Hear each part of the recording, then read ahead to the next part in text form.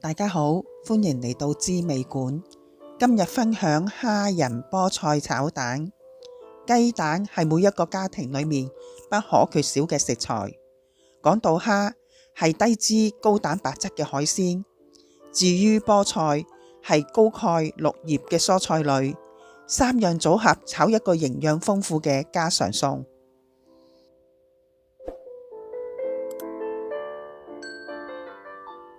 呢度有10隻蝦，將啲蝦略為索乾5成嘅水分，唔需要索得太乾㗎，想保留一啲水分。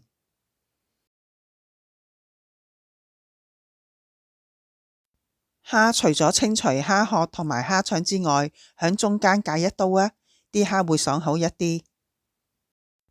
加返一啲鹽同埋胡椒粉，再加1茶匙粟粉。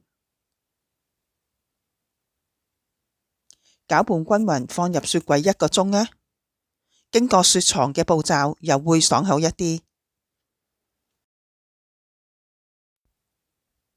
呢度有4隻蛋，加返一啲鹽同胡椒粉，攪拌均勻備用。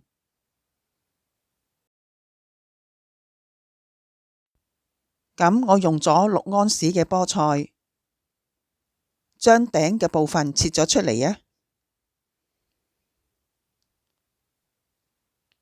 然後拎去沖洗，洗乾淨咗，將啲菠菜切碎啊，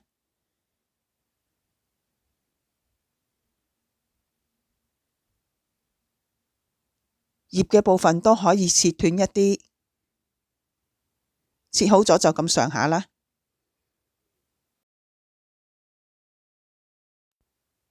嗱，啲蝦響炒之前呢，加少少油撈勻。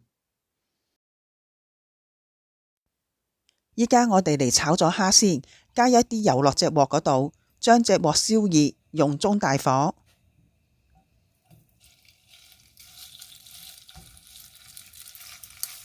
將啲蝦煎到5成熟，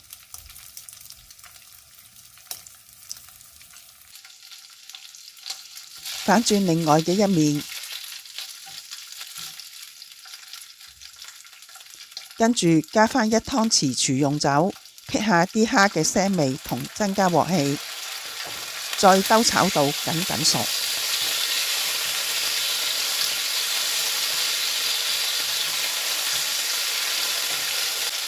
咁炒好咗之後，跟手就可以加入蛋漿裏面。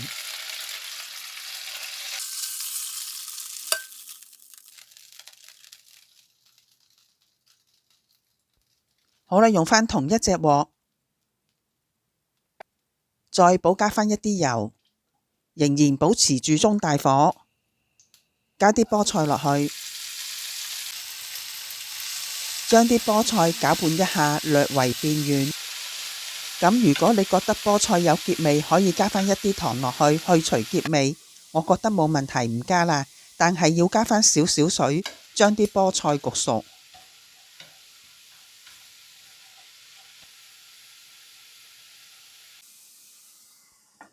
冚蓋將啲菠菜煮到全熟，煮大約係1至2分鐘咁啦。菠菜炒蛋，我睇到好多視頻都會將啲菠菜飛水，但係我今次唔將啲菠菜飛水啦，將啲菠菜切碎一啲，將佢炒到全熟就可以。嗱，你亦都可以試一試，睇下夠唔夠熟。滿意呢，就將個火熄咗佢。將啲菠菜攪拌一下，等到啲菠菜降溫，接住就可以直接加入啲蛋漿裏面，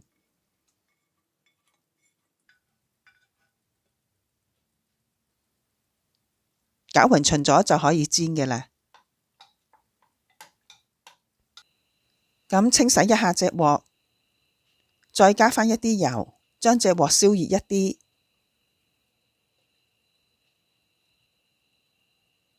將所有食材加入落鑊裏面，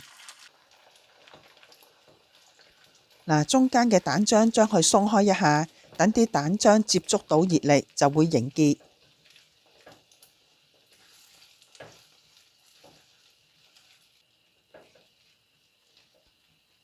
我就鍾意將啲蛋漿搭上面，一層一層咁搭上去，咁炒出嚟嘅蛋呢就會軟滑一啲。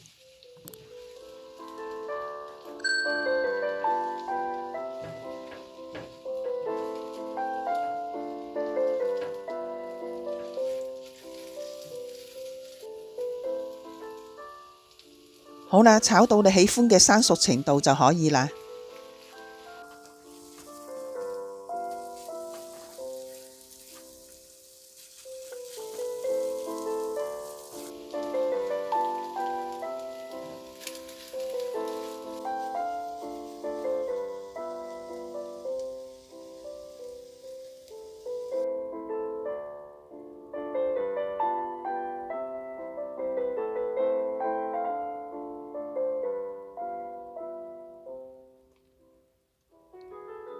嗱，建議加返一啲芝麻，菠菜同芝麻呢好夾㗎喎。